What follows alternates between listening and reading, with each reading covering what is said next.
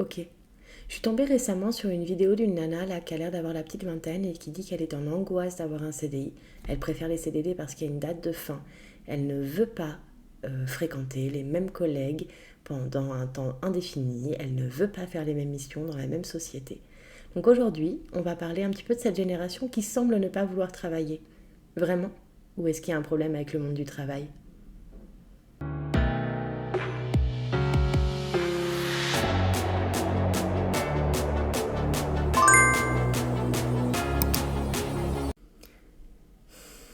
Du coup, voilà.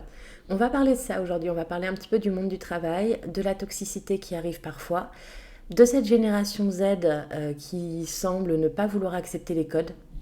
Pourquoi pas?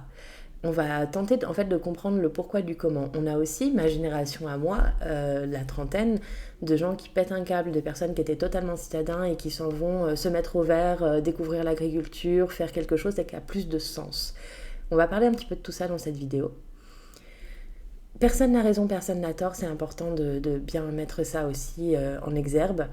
On va chapitrer aussi cette vidéo pour que vraiment les idées soient claires et définies parce que j'ai pas envie de passer du coq à l'âne. Voilà, donc je vais faire des chapitres pour que ce soit bien clair. Là on parle de ça, là on parle de ça, voilà. Comme d'habitude, n'hésitez pas à me dire si vous voyez d'autres explications, d'autres choses auxquelles j'ai pas pensé. Moi j'ai mis 4 points en avant dont on va parler dans la vidéo, mais il y en a peut-être d'autres, donc voilà, je vous laisse me faire vos retours et c'est parti pour le premier point. Alors, ce premier point, il est assez simple, il est l'héritage de nos parents. Moi, je fais partie, je pense comme beaucoup de personnes d'ailleurs, je fais partie d'une génération où j'ai vu mes parents faire 30 ans dans la même société, parler des mêmes problématiques de travail, des mêmes collègues, avec qui on s'entend bien, avec qui on s'entend moins bien, pour qui, pourquoi, voilà. J'ai vu mes parents attendre le week-end avec impatience pour pouvoir se reposer. J'ai vu mes parents vraiment, oui, faire la même chose pendant 30 ans, avec les mêmes discussions, avec tous nos proches, qui vivent aussi la même chose. Et potentiellement, je pense que ça peut être une première explication d'avoir vu nos parents comme ça trimer vraiment très très fort. Ne pas prendre le temps pour autre chose, en fait, que le travail soit tellement important, que le travail soit central dans leur vie. Avec aussi des parents qui nous mettent, je dirais pas la pression, parce que c'est pas tout à fait ça, mais faut travailler. Faut travailler, faut avoir un CDI parce que c'est ça qui va te permettre d'avoir ta maison, ta voiture. C'est ce qui va te permettre d'évoluer dans la société. Et en même temps, on a l'exemple sous les yeux des parents qui sont fatigués, qui sont exténués, où tous les jours on fait la même chose aux mêmes horaires parce qu'en fait, nous, en tant qu'enfants, il faut absolument que ça soit cadré. Mais qui dit cadré dit, moi par exemple, c'est 7h30 tout le monde dans la voiture, on dépose les enfants à l'école ou chez la nourrice, bref, et je vais travailler. 18h, je récupère les enfants. 18h30, on est à la maison. 19h, je commence à préparer le repas. 19h30, on passe à table. Tous les jours. Et on attend le week-end avec impatience, sauf que le week-end, il faut aller faire les courses le samedi matin. Il faut potentiellement faut faire les devoirs, il faut nettoyer la voiture, il faut... bref, faire les choses de la vie quotidienne qu'on n'a pas pu faire pendant la semaine. Et nous, on a grandi, en fait, ma génération, celle d'après, enfin, beaucoup de personnes en tout cas, ont grandi justement avec cette image de nos parents qui triment, qui nous pousse aussi à nous dire la vie c'est ça. Et je pense que dans la nouvelle génération, avec l'ouverture au monde qu'on a avec Internet et avec beaucoup de personnes en fait, où des métiers que par exemple moi je voyais pas. Je parle même pas de l'influence ou quoi que ce soit, ça c'est vraiment du nouveau métier, mais des métiers plus artistiques, des métiers, voilà, ça n'existait pas, vraiment, ça n'existait pas. Un métier, c'est quelque chose qu'on connaît, donc je dis des bêtises, mais infirmier, facteur, professeur, mécanicien, voilà, des métiers qui existent, des métiers dont on connaît en fait ce qu'on va faire comme tâche. Et là, avec l'ouverture sur le monde via Internet, en fait, il y a des personnes qui sont plus dans le domaine artistique, qui sont plus dans le divertissement, qui sont plus dans d'autres choses que vraiment quelque chose de très terre-à-terre, de très concret. Et je pense que ça peut expliquer beaucoup. Il y a un rejet de ce qu'on a pu voir par rapport à ce que nos parents ont vécu, par rapport à ce qu'ils ont pu faire dans leur vie. Il y a beaucoup, beaucoup de personnes, en tout cas, qui se disent, moi, je veux pas vivre comme ça, même si parfois on y est contraint, hein. La vie fait qu'on y est contraint, et voilà, métro, boulot, dodo, c'est la vie de beaucoup, beaucoup de personnes. Mais je pense en tout cas que beaucoup, beaucoup de personnes rejettent ça. La personne dont je parlais de la vidéo que j'ai pu voir, il y a beaucoup de ça qui explique en fait. Il y a beaucoup de j'ai pas envie de vivre cette vie-là où j'ai vu mes parents s'épuiser. J'ai envie de quelque chose de plus. Peut-être oui, qui a plus de sens, qui a plus de sens pour moi, qui a plus de sens en termes de liberté, de pouvoir passer potentiellement plus de temps avec mes proches, que ce soit de la famille, des amis, enfin bref. Ne pas être dans cette routine de métro, boulot, dodo qui est la routine de tout le monde. Cette génération, la mienne, celle d'après, même celle d'avant, qui parfois on a des personnes qui sont plus âgées et qui se disent en fait j'en peux plus, qui craquent. En fait, il y a quelque chose vraiment de je craque, ce schéma-là ne me convient plus. Et c'est important de pouvoir en parler, de pouvoir se rendre compte aussi que oui, cet exemple qu'on a eu, nous, avec des parents ou avec, en tout cas, les personnes qui nous ont élevés, éduqués, de se dire, ok, en fait, cet exemple-là, il a marqué des personnes et ces personnes-là se disent, ok, moi, je pourrais pas vivre comme ça. Pour x, y raison, mais je pourrais pas. Donc, je pense que c'est la première explication à cette problématique de personnes qui ne veulent plus de CDI ou qui ne veulent plus les codes du monde du travail actuel. Le deuxième point, c'est très bête, c'est lié du coup avec le premier, c'est l'évolution du monde. Le monde a vraiment évolué là ces 20, 30, 40 dernières années. Ça va très très vite. On a accès à l'information très très vite. On a accès à ce que je disais des nouveaux métiers, dont malheureusement aussi on a un système scolaire qui n'a pas suivi un petit peu ce mouvement-là. On va avoir des conseillers d'orientation qui vont même pas comprendre de quoi on parle. Et c'est pas de leur faute, attention, je dis pas du tout ça, mais il y a tout un monde en fait dans lequel, je sais pas, devenir, par exemple, je dis une bêtise, mais devenir comédien de théâtre, de cinéma, bah oui, mais il n'y a pas de formation, on ne sait pas, c'est bizarre. Là, vous venez me voir, vous êtes en fin de troisième, vous voulez faire du théâtre, vous en faites à côté, super, mais en fait, il faut avoir le bac, il faut avoir un bac plus 5 au connu, reconnu. Là, voilà, on est perdu. Donc, le monde s'est ouvert, certaines personnes n'ont pas suivi l'éducation nationale. Je ne parle même pas des personnes dans l'éducation nationale, je parle de l'ensemble. L'éducation nationale n'a pas suivi du tout l'ouverture du monde. Donc le monde va très vite.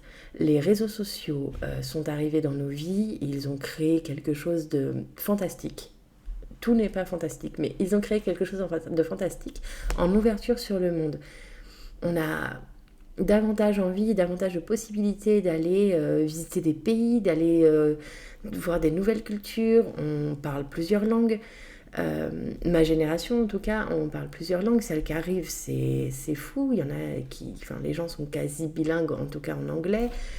On a vraiment cette ouverture là et on a du coup, avec l'évolution de la société, avec cette ouverture sur le monde via internet, on a aussi une génération qui est hyper curieuse. Et c'est super, c'est à noter, c'est très très bien, mais on a une génération qui a accès à l'information qu'elle cherche en 3 clics.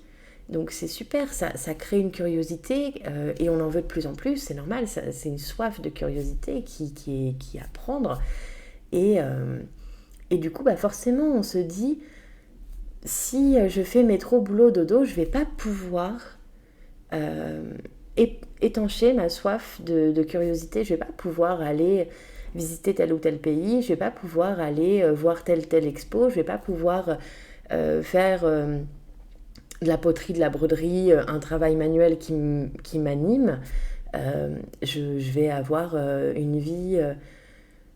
je pense que c'est une vision qui est assez péjorative, donc je vais dire une vie plan-plan, alors que c'est pas spécialement le cas, mais en tout cas, dans la vision, la curiosité qu'on a par rapport à l'ouverture sur le monde qu'on a depuis Internet, la curiosité pourra pas être rassasiée, et donc c'est aussi une explication. Le monde va très très vite, on est tous ouverts sur tout, d'ailleurs, surtout, vous voulez avoir les actualités de ce qui se passe aux Philippines, et vous allez sur Internet et vous tapez Info Philippines et bim, vous avez la chaîne d'infos en direct pour savoir ce qui se passe là-bas.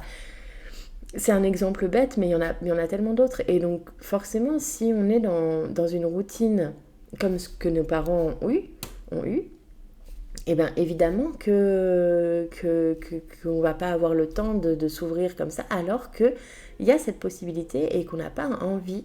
Je pense en tout cas la nouvelle génération a cette envie-là en fait d'aller découvrir, d'aller se dire ok, moi je veux prendre le temps d'aller me renseigner sur tel ou tel sujet, d'aller visiter tel ou tel pays, d'aller au-devant de telle ou telle culture. L'ouverture sur le monde, la curiosité explique aussi beaucoup cette non-acceptation du travail actuel. Je rebondis aussi.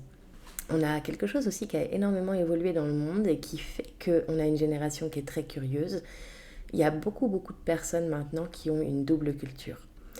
Qui dit double culture dit déjà une curiosité d'autre chose. Donc forcément, on a vu ce qui se passait quand on part voir la famille qui est encore dans le pays de nos origines. On a vu que c'était une autre vie, que c'était une autre façon de faire, que c'était différent. Ni moins bien, ni mieux, juste différent. Et il y a, je pense aussi, cette chose qui joue par rapport au monde du travail, de se dire, mais en fait, il y a autre chose qui existe. Parce que moi, je vois mes proches qui sont dans mon pays d'origine et qui vivent les choses différemment. Ça joue aussi énormément. Et nous voilà sur le troisième point qui va être le plus complexe à traiter, qui est l'environnement toxique du monde du travail. Malheureusement, on est actuellement dans une société où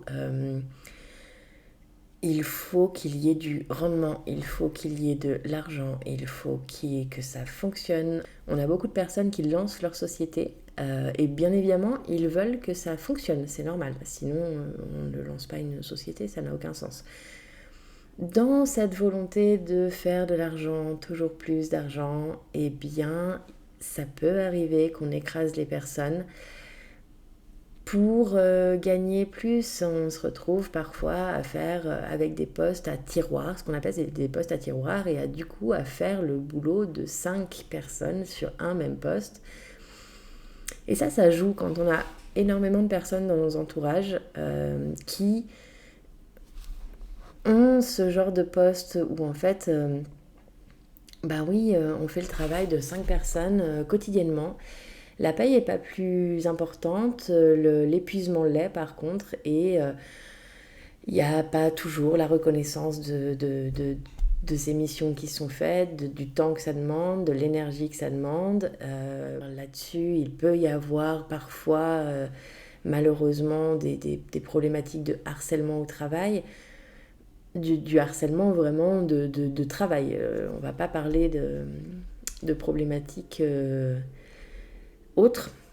On va vraiment parler que du travail, mais en tout cas, voilà, ça peut être sur du harcèlement, ça peut être ah ben non, mais là, samedi soir, je peux pas sortir parce que mon boss m'a envoyé 4 messages dans la journée pour me dire que ce dossier, il est à rendre lundi matin, j'ai une pression monstre, et du coup, non, je sors pas avec vous ce soir parce que je vais bosser. On n'est pas encore tout à fait dans des mesures de harcèlement, quoique contacter ton employé le week-end, faut pas le faire, mais voilà, il y a une pression, il y a parfois du harcèlement, il y a parfois des choses qui vont pas. Et en tout cas, dans le monde du travail actuel, on a tous des postes à tiroir. C'est comme ça. C'est comme ça. Et par contre, il y a des personnes qui ne l'acceptent plus du tout, qui acceptent plus du tout de devoir... c'est pas sacrifier parce que le terme est trop fort, mais en tout cas de devoir donner énormément de son temps, de son énergie à une société qui va pas spécialement nous payer plus, va pas spécialement avoir de la reconnaissance. En fait, c'est le monde du travail, il est comme ça. On est un pion sur l'échiquier et l'idée, c'est d'aller prendre le roi en face. Et le pion, il avance, il est bougé et c'est tout. Faut pas le prendre perso, c'est comme ça. Mais faut comprendre aussi qu'il y a des personnes qui disent mais en fait moi stop, je ne vais pas donner, j'exagère volontairement le propos, mais je vais pas donner me donner corps et âme à une société qu'on n'a rien à faire parce que personne n'est irremplaçable. Ça c'est une phrase aussi qui est difficile à entendre quand on a quelqu'un qui a trimé pendant des mois, des années sur un poste et puis qui dit mais en fait moi ça ne va plus et qu'on lui répond personne n'est irremplaçable. Mais comment voulez-vous? Et donc les gens parlent entre eux, et les gens parlent entre eux de ça, et ça monte crescendo, la mayonnaise prend, et les gens sont en colère de ça, et c'est normal d'être en colère de ça. Travailler, bien sûr que oui, on veut tous travailler, parce que c'est ce qui nous permet de payer nos factures, déjà. Mais travailler, mais pas à se tuer la santé, pas à être... oui, dévouer corps et âme à une société qui demain peut nous remplacer du jour au lendemain pour x, y raison, à tort, à raison d'ailleurs, c'est pas le sujet. Mais du coup, oui, il y a un rejet de ça. Et il y a un rejet des micro-management, du management qui devient toxique parce qu'en fait, il y a une pression. Il y a une pression du chiffre. Il y a une chose qui est quand même à réfléchir, c'est que votre boss qui est venu vous voir pour vous mettre une pression monumentale, potentiellement c'est parce que lui il en a pris une aussi, et potentiellement c'est parce que la personne au-dessus en a pris une aussi. Et en gros, voilà, ça redescend et vous êtes potentiellement le dernier maillon de la chaîne et vous avez pris un peu cher. Bon, mais il ne faut pas oublier qu'en fait au-dessus aussi. Je vous dis, personne n'a tort, personne n'a raison. Je pense que chacun fait comme il peut. Mais du coup, ça crée des environnements qui sont de plus en plus toxiques parce qu'on a de plus en plus de personnes qui sont à des postes avec des responsabilités. Et tant mieux, c'est très bien, félicitations. Mais du coup, ces responsabilités-là donnent de la pression, ça fait qu'on peut prendre une charge et que derrière, il faut mettre une charge aussi à ses équipes. Et qu'en fait, il y a des façons de faire. Et je crois, ce n'est que mon opinion, mais je crois qu'on n'enseigne pas bien ces façons de faire aux gens. On peut tout à fait dire bon écoute là le dossier que tu m'as rendu c'est pas bien, il faut que tu le refasses parce que je peux pas le présenter à la direction, aux investisseurs, voilà, je peux pas le présenter aux personnes à qui je dois le présenter. Donc il faut que tu le refasses, s'il te plaît, et refais-le rapidement parce que là ça va pas. Et après on va se poser dessus et tu vas m'expliquer pourquoi t'as pas fait les choses correctement dès le départ. Ça c'est normal en fait, c'est normal que le responsable vienne voir la personne pour lui dire ça. Par contre, là où c'est problématique, c'est qu'il peut y avoir de la colère qui est légitime, mais en fait, là, le manager qui n'est pas toxique, en fait, stoppe cette colère et est capable d'aller voir ses équipes et d'avoir un discours clair, cohérent, simple. Lorsque c'est toxique, c'est lorsque la colère découle de ça, c'est-à-dire que j'ai pris une charge, je vais te mettre une charge. Ben non, là déjà on est dans la toxicité et donc du coup on a des personnes qui refusent ça et qui ont raison. Et la jeune génération a vu leurs parents prendre ça, a vu sur internet des gens aussi prendre ça et donc ils mettent un stop. C'est normal. Et enfin, le dernier point de cette vidéo, c'est la quête de liberté, qui en fait résume un petit peu les autres points, c'est-à-dire que premier point, le découlement culturel de ce qu'on a pu voir, donc nos parents, voilà. On stoppe avec ça. Le deuxième point, la curiosité, le monde qui s'ouvre, c'est super, j'ai envie d'en savoir plus. Troisième point, management toxique qui peut arriver, ou en tout cas poste à tiroir et tutti quanti. Du coup, on est en quête de liberté. Là, on a une génération qui a envie d'avoir du télétravail, non pas pour être à la maison, mais et faire un peu ce qu'on veut, c'est pas tant ça. C'est qu'en fait, pendant que je suis en télétravail, toutes mes tâches quotidiennes, je peux les faire pendant mes micro-pauses. Parce qu'en fait, ça va pas me prendre 4 heures de lancer une tournée de linge. Pas du tout. Ça va pas non plus me prendre 4 heures d'aspirer l'entrée où en fait il y a eu de la boue, de la terre, je sais pas ce qu'on veut. Ça va pas prendre tant de temps que ça. En fait, au lieu d'aller prendre une pause clope avec mes collègues qui peut durer jusqu'à un quart d'heure parce qu'on papote, en fait, je vais passer un quart d'heure l'aspirateur. En fait, j'en ai pour 5 minutes à mettre ma tournée de linge dans la machine. J'en ai pour 10 minutes à faire ma vaisselle. Ce temps-là d'économiser fait que déjà de 1, on peut se concentrer aussi sur le boulot et se dire ok, à 6h je termine, mais ça veut dire qu'à 6h02, le temps de ranger mes affaires, je suis disponible pour faire autre chose. En plus, j'ai pu m'avancer dans ma journée, ce qui fait que je vais pouvoir faire autre chose et sortir de cette routine de métro, boulot, dodo. Le télétravail, du coup, il est très très demandé. Il est de moins en moins accepté par les sociétés, bien dommage, parce que certainement il y a eu des débordements, ça moi je veux bien l'entendre. Mais je pense pas que ça soit la plupart des cas où il y a eu des débordements. Je pense qu'effectivement il y a des personnes qui se sont dit ok, je suis à la maison et qui se sont laissées emporter par le fait d'être à la maison. Mais je pense qu'il y a beaucoup plus de personnes qui se sont dit ok, je suis à la maison, je peux être doublement productif. Productif sur mes tâches de la maison et productif sur le travail. Je perds moins de temps à déjà aller au travail dans les transports, voiture, métro, ce que vous voulez, train et autres. Je perds moins de temps sur mes pauses parce qu'en fait mes pauses, je fais des choses pour la maison pendant mon temps de pause et ce qui fait que quand je reviens j'ai quelque chose en moi qui me dit ah purée bon au moins la machine c'est fait donc voilà je reprends le boulot mais j'ai pu avancer là-dessus.